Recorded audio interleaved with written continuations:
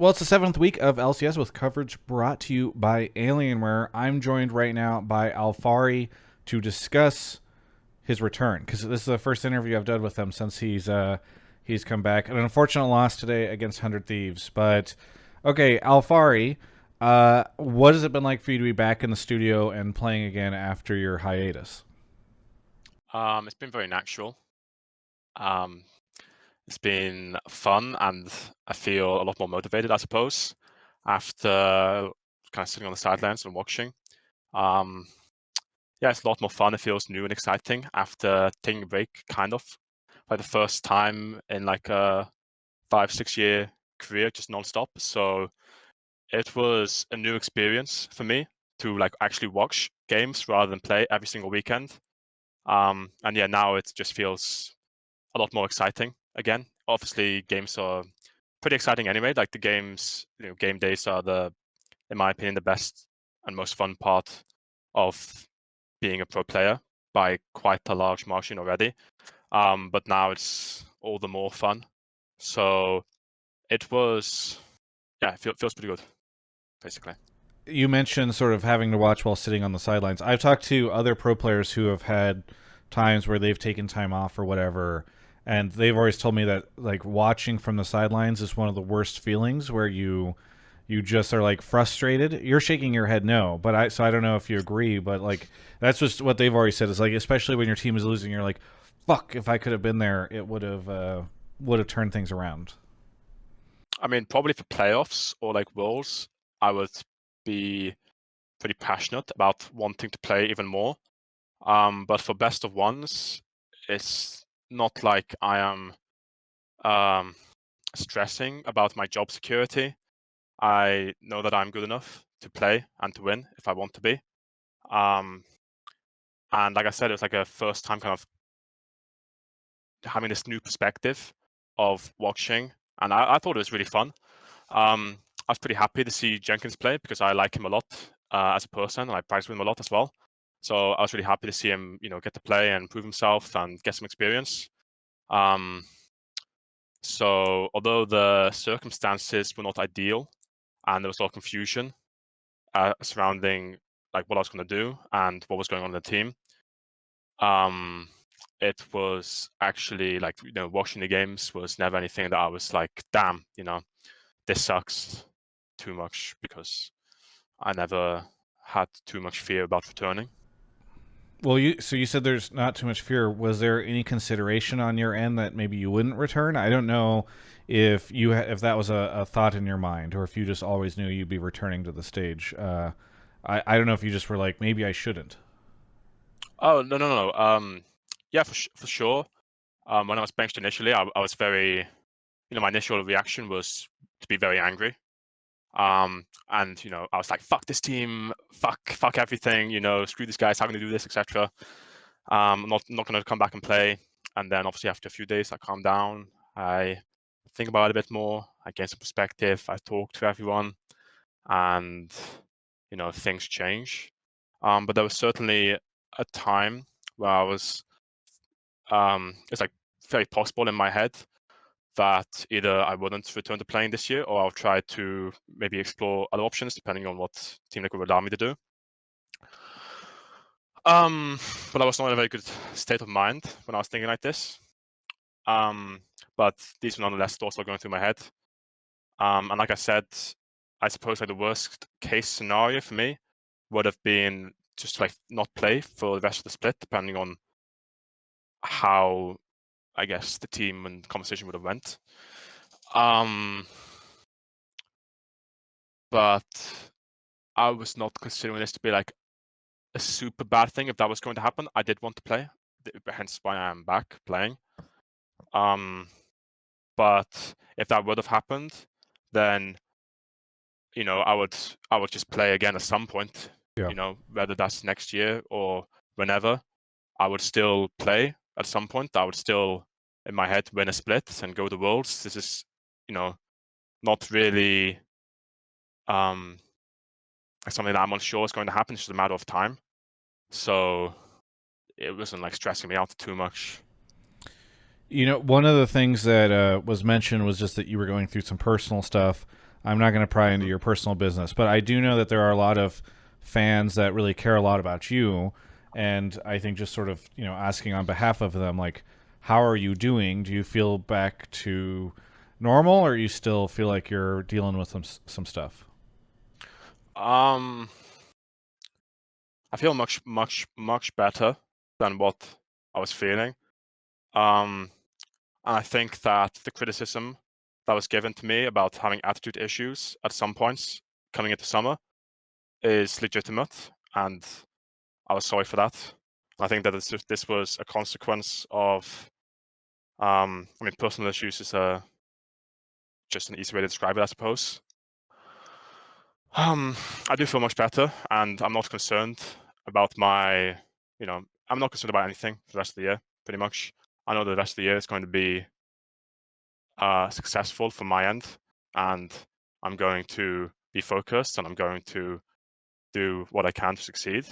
So for any fans who are concerned about me, I appreciate the concern. I had a lot of people reach out and message me, for which I was very, very grateful for, because I was going through a rough time.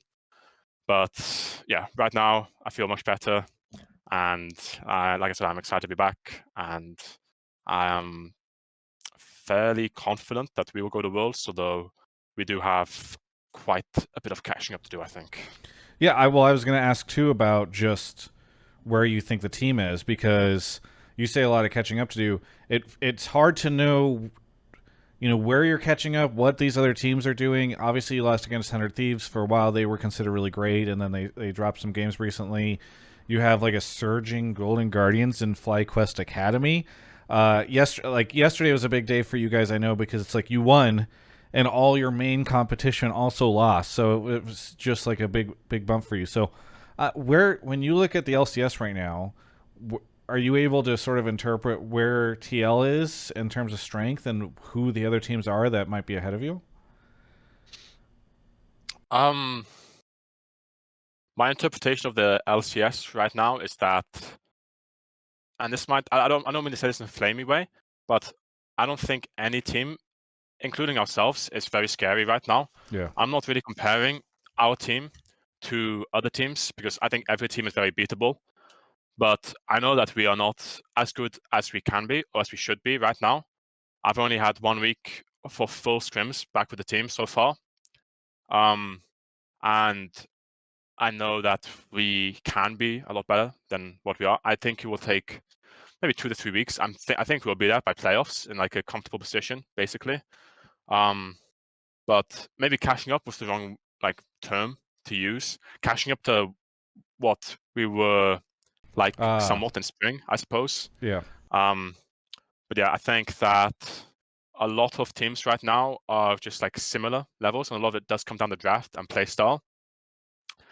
And I am pretty confident that we have the individual players to surpass all the teams if required. Well, I mean, if required, we're going to. So it's just going to be about buckling down and figuring out what we want to focus on in the next few weeks, which I think we have a pretty good idea of so far. And making sure we have like a good meta read come playoffs, I suppose. I think we do have a lot of like individual things to improve on still, but like I said, I think we have the individual players to reach like those marks, I suppose. So yeah, I'm hopeful. I think we will be in a good spot. How much will it impact the team if Santorin can't return? I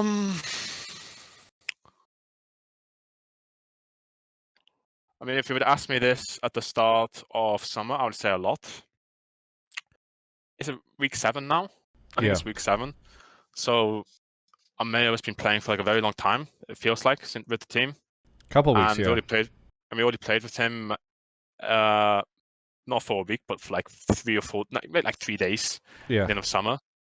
In the spring, you mean? Yeah, in spring spring Yeah. playoffs, right? Yeah.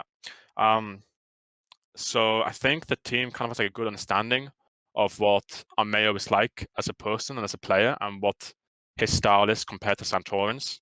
I think they do have quite big differences in play styles and just personalities, which also makes a big difference, right? Coming into a team. But I don't think it will make like a huge difference now. I think, like I said, we are trying to make the most out of what we have, what we got.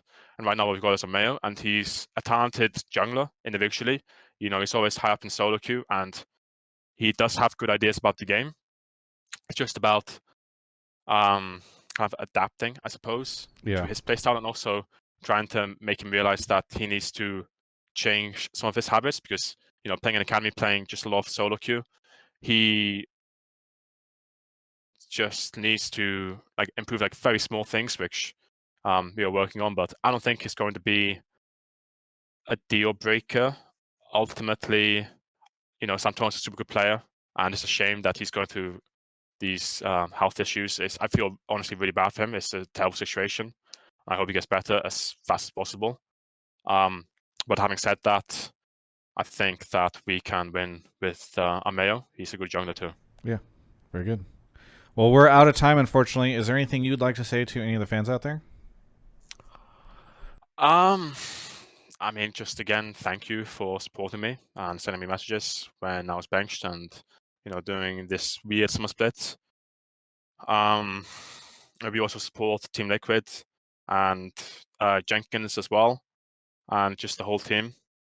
And yeah, I'm feeling confident. Hopefully, we'll be able to deliver, and we'll just have to see what happens in the upcoming weeks. But we're going to work hard and see what we can do. Very good. Well, thank you so much for the interview. Great to see you back in the studio again and on stage. It's always a pleasure to watch you play. For everyone else, you can check out the rest of my coverage of all things LCS right here on my YouTube channel. Hey, thanks so much for watching that video. If you are watching this, because a lot of these videos are coming out on the 21st of July or earlier, there's still time to head over to alienware.com/Travis, click the banner at the top, and look at their Black Friday in July sales. But if not, there's still some great deals over there. They always make amazing products. And you can also still sign up for Alienware Arena, which is, of course, a great help for me when you sign up for it. And there's some great deals over there that you can get as being a member of Alienware Arena. It's free to join. And they do some cool giveaways of some games and stuff, too. So there's just a bunch of perks for signing up, and that does help. Also, be sure to subscribe, because you might see some names running below me. I don't know. I'm pointing. Maybe we've gone over time. Maybe now they're gone. But you might have seen them earlier. And there's a chance to get your name on that marquee if you subscribe. So thanks so much for watching.